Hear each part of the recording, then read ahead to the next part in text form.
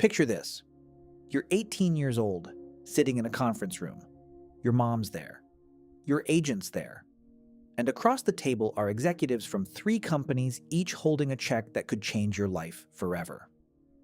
Reebok slides their offer across the table. $115 million. Guaranteed. Safe. Immediate security for you and everyone you love. Adidas follows. $100 million. Rock solid. No questions asked. Then Nike. Their number, $90 million. Smaller. Riskier. And here's the kicker. Most of it depends on things that haven't happened yet. You're from Akron, Ohio. You grew up poor. Your mom raised you alone. You haven't played a single NBA game. And someone just offered you guaranteed generational wealth. What do? Because the decision LeBron James made in that room in 2003 wasn't just about sneakers. It was the moment he chose between getting paid and building wealth. And here's what makes this story interesting. He almost chose wrong. Part 1. The pressure to choose safety. Let's be honest. If you were LeBron, taking Reebok's offer would have made perfect sense. Think about his reality. His mom, Gloria, raised him in Akron. They moved apartments constantly. There were times they didn't know where they'd sleep. Basketball wasn't a career path, it was survival. So when Reebok offered $115 million, that wasn't just money. That was security. That was my mom never worries again.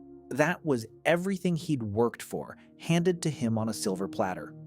And Nike was asking him to bet on himself before he'd proven anything.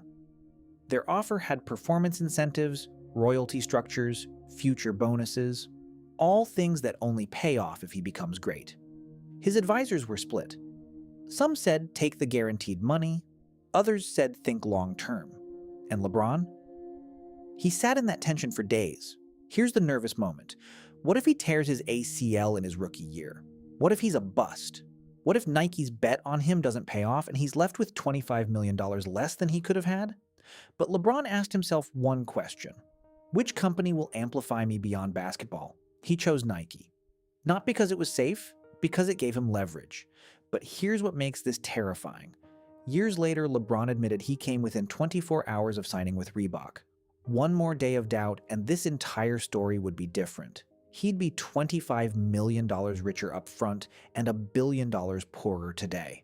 And that decision, that uncomfortable, uncertain, pressure-filled decision, eventually became a lifetime contract worth over $1 billion. Same talent, different choice, completely different life. Part 2. The choice everyone criticized. Fast forward to 2010. LeBron is a 2-time MVP, the most popular player in basketball, and he's about to make a decision that would make him the most hated man in sports. He left Cleveland for Miami. And here's what people forget. He took a pay cut to do it. LeBron could have signed a max contract with the Cavaliers. More money, hometown hero, the safe choice. Instead, he took less to team up with Wade and Chris Bosh. Cleveland burned his jerseys. Sports media destroyed him. His reputation tanked overnight. And financially, he left millions on the table. People thought he was crazy. But LeBron was chasing championships and flexibility, assets that would compound in ways a slightly bigger contract never could. While everyone focused on what he was losing, he was building leverage for what came next. Part 3. Beats by Dre. The $30 million mistake, 2008. A guy named Jimmy Iovine approached LeBron about a new headphone company called Beats by Dre. The company was early stage, unproven, risky. Jimmy offered LeBron 2 options. Option 1, take a $4 million endorsement fee, standard deal, guaranteed cash, no risk. Option 2, turn down the cash and take equity instead. Ownership in a company that might fail. The nervous moment. Beats wasn't Apple yet. It wasn't a sure thing. Most people thought premium headphones were a gimmick. Why would anyone pay $300 for headphones when you could get them for $20? LeBron had every reason to take the cash. $4 million guaranteed. Safe. Smart. But he didn't. He took the equity. For years, nothing happened. He promoted the brand, wore the headphones courtside, repped them in commercials, but it felt like a slow burn. No massive headlines, no obvious payoff. His friends probably asked, "Why'd you turn down $4 million for a headphone company?"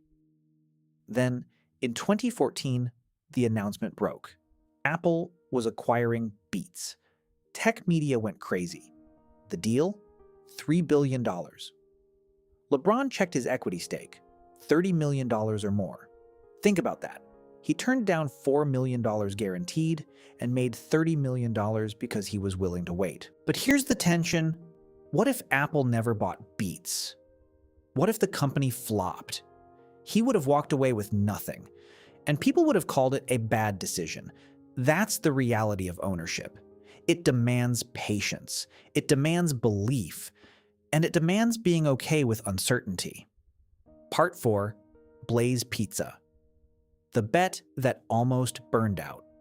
While the world was watching LeBron on the court, he made another move that almost no one paid attention to. In 2012, he invested in a small, fast casual pizza chain called Blaze Pizza. Not glamorous, not sexy, just pizza. At the time, Blaze had a handful of locations. The investment was quiet. No press conference, no big announcement, just LeBron betting on a concept he believed in. The nervous part? The restaurant industry has a brutal failure rate. Most chains don't make it past year 5. And for the first few years, growth was painfully slow. By 2014, when Chipotle and other fast casual chains were exploding, Blaze was still grinding. Locations were opening, but not fast enough. Investors were getting antsy. Some probably wondered if LeBron had made a mistake. But instead of pulling out, he doubled down. He promoted the brand, helped open locations, showed up when cameras weren't rolling, and slowly, very slowly, Blaze started catching fire. 10 locations became 50, then 100, then 200, then 340. By 2017, his stake was reportedly worth $30 to $40 million. From a quiet pizza investment no one believed in. What mattered wasn't the publicity. It was the ownership. While everyone focused on contracts and championships, his equity was compounding in the background. No viral moment, no dramatic announcement, just patience, turning into leverage. The pattern was clear. His biggest wins weren't loud. They were patient. Part 5, Sports Ownership, the play everyone missed. While LeBron was getting destroyed in the media for the decision, he made another decision that barely got covered. He bought a stake in Fenway Sports Group, giving him partial ownership of the Boston Red Sox, Liverpool FC, and eventually the Pittsburgh Penguins. At the time, his stake was reportedly around $6.5 million. The tension? Sports franchises appreciate slowly. We're talking decades, not years, and there's no guarantee. Teams can lose value, markets can shift. It's one of the least liquid investments you can make. Most people would have said, why tie up millions in something that won't pay off for 20 years? But LeBron understood something. Assets that grow slowly often grow the most. By 2021, his stake in Fenway Sports Group was worth over $90 million. That's a 13 times return. Want to know what his NBA salary did over that same period? It just grew with inflation. And here's what makes it brilliant. While everyone was focused on his basketball contracts and endorsements, he was quietly building generational wealth in assets that would outlive his playing career. But imagine the doubt in those early years. 2011, 2012, 2013. His money locked up in sports teams while he could have been buying flashy cars, more houses, or taking bigger endorsement deals. He chose boring, and boring made him rich. Part 6, 2011 to 2014. When nothing was working. Zoom out. By 2013, several equity bets were active. A stake in Fenway Sports Group, a growing position in Blaze Pizza, early equity in Beats Electronics. On paper, none of them had paid yet. No exits, no massive valuation jumps, no public validation, just ownership, capital, tied up, and time passing. This was the dangerous window. when patience felt indistinguishable from being wrong, when liquidity looked smarter than conviction. Individually, each bet could be defended. Together, it looked like exposure. That was what made that period different. Not one investment under pressure. All of them. And there was still no proof. But quietly, one opportunity was about to come alive. Part 7. Spring Hill. The risk no one saw coming. By his late 20s, LeBron noticed something most athletes miss entirely. He was being used as content. Every game, every highlight, every interview, someone else owned it. Someone else profited from his image, his story, his brand. So in 2007, he co-founded Spring Hill Entertainment, later Spring Hill Company, with his business partner Maverick Carter. The goal? Simple. Own the content. Control the narrative. The risk? Media production is expensive, uncertain, and most celebrity production companies fail quietly. For every successful production company, there are dozens that burn through cash and produce nothing anyone watches. And for years, that's exactly what it felt like. Spring Hill was producing content, but nothing was breaking through. Small projects, limited reach. Lots of investment with no clear return. Money going out, not much coming back. People in the industry whispered, LeBron should stick to basketball. But then something shifted. The shop became a hit. Shut Up and Dribble got attention. Netflix picked up Self-Made, inspired by the life of Madam C.J. Walker. And Space Jam, A New Legacy, Love It or Hate It, made $163 million at the box office. By 2021, Spring Hill was valued at $725 million. LeBron owned a significant stake. But here's the thing. What if Spring Hill never took off? What if the content didn't resonate? He would have poured years and millions into something that quietly disappeared. LeBron made that bet, and it became one of his most valuable assets. Closing, the real lesson. LeBron James didn't become a billionaire because he was good at basketball. He became a billionaire because he understood what basketball gave him access to: attention, leverage, and time.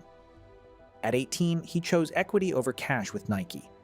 At 23, he did it again with Beats. At 27, Blaze Pizza. At 26, Spring Hill. At 26, Fenway Sports Group. The pattern was unmistakable. Turn down immediate money, take ownership instead, sit with uncertainty, and wait years for the payoff. Every decision came with doubt. Every investment required patience. Every choice had a safer alternative. But he chose ownership over paychecks, equity over endorsements, long-term over instant gratification. Every single time he asked the same question: what do I own? And that question, repeated over and over for 2 decades, built an empire. The takeaway isn't to copy his investments. It's to understand his mindset.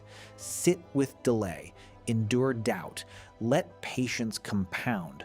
Because wealth isn't built in the loud moments. It's built in the quiet ones, when no one's watching, when the payoff is years away, and when everyone else is taking the safe money. Remember that conference room in 2003? LeBron walked in worth nothing. He walked out having made a bet on himself. That bet is now worth over $1 billion. Same room, same kid. Different question. If you want to see more breakdowns like this, the real strategies behind how athletes, entrepreneurs, and companies build wealth, make sure to subscribe. We go deep on the decisions that actually matter, not just the headlines.